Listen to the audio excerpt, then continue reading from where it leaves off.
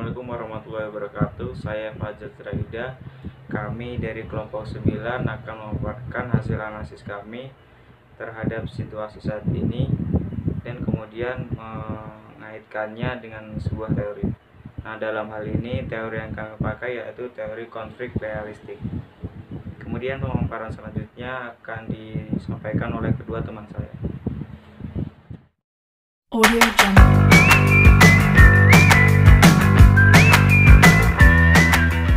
Teman-teman, kali ini saya akan menjelaskan tentang teori konflik realistik yang akan kami pakai pada video kali ini.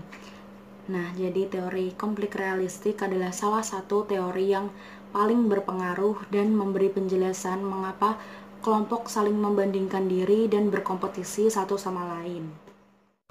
Teori konflik realistik menjelaskan perilaku antar kelompok sebagai fenomena yang hanya dapat dijelaskan pada level kelompok. Teori ini dikemukakan oleh Sharif, di mana ia menekankan pentingnya peran hubungan fungsional antara dua kelompok atau lebih dalam hubungan antar kelompok. Ia juga menyatakan bias prasangka atau konflik antar kelompok terjadi karena adanya kompetisi untuk memperebutkan sumber daya yang terbatas. Nah, sumber daya tersebut dapat berupa uang, wilayah, peluang, orang, informasi, dan yang lain sebagainya. Teori konflik realistik memiliki 3 asumsi dasar, yaitu yang pertama, manusia pada dasarnya egois dan berusaha memaksimalkan kepentingan pribadinya. Yang kedua adalah konflik merupakan hasil dari adanya kepentingan yang tidak sesuai satu sama lain. Dan yang ketiga adalah bahwa aspek psikologi sosial dari hubungan antar kelompok ditentukan oleh kecocokan atau kesamaan minat kelompok. Nah, itu adalah penjelasan dari teori yang kami pakai, yaitu teori konflik realistik pada hubungan antar kelompok. Selanjutnya, teman saya akan menjelaskan keterkaitan teori ini dengan kondisi pandemi pada saat ini.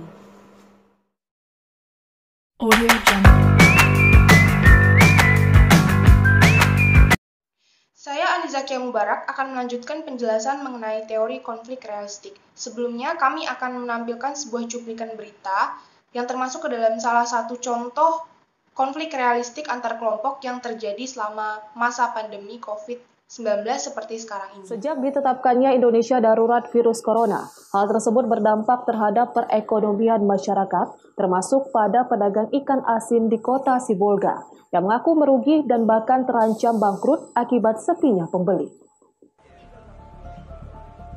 Dampak dari merebaknya wabah COVID-19, pasar asin di kota Sibolga tampak lengang dari aktivitas penjualan.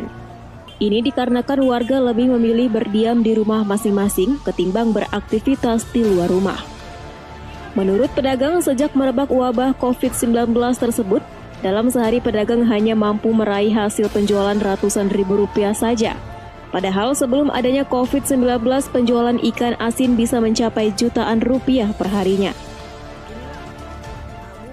Pembeli berkurang, karena takut keluar. Ikan pun jadi begini, yang udah cantik jadi buruk. Jadi perekonomian menurun drastis. Jadi penjualan berkurang nih, Kak, ya? Berkurang drastis. Ibaratnya penghasilan dalam satu hari ada 2 juta menjadi 500.000, total habis. Minimnya penjualan membuat para pedagang terus merugi, dan untuk menutupi biaya produksi, ikan asin pun terpaksa dijual dengan harga murah demi menghindari kerusakan atau semakin membusuknya ikan asin lantaran tertahan tidak laku.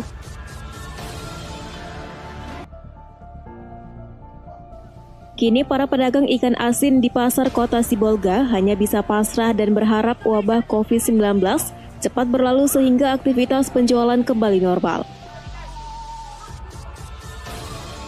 Baharudin Simanulang melaporkan untuk Evarina TV.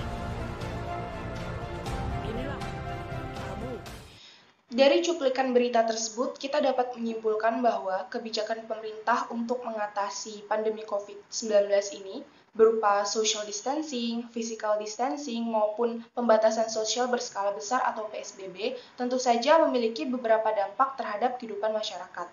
terutama kegiatan perekonomian masyarakat yang memiliki usaha atau melakukan kegiatan jual beli sebagai mata pencaharian mereka.